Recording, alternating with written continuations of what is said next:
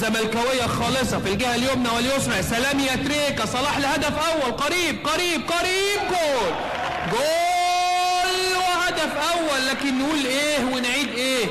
تريكا حط تمريره، اقول ايه بلغه الكوره؟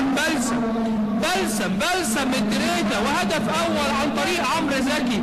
تفاهم وثنائي خطير جدا، تريكا وصلاح. بص تريكا حطها لصلاح ازاي، يا سلام على الانطلاقه ويا سلام على التمريره.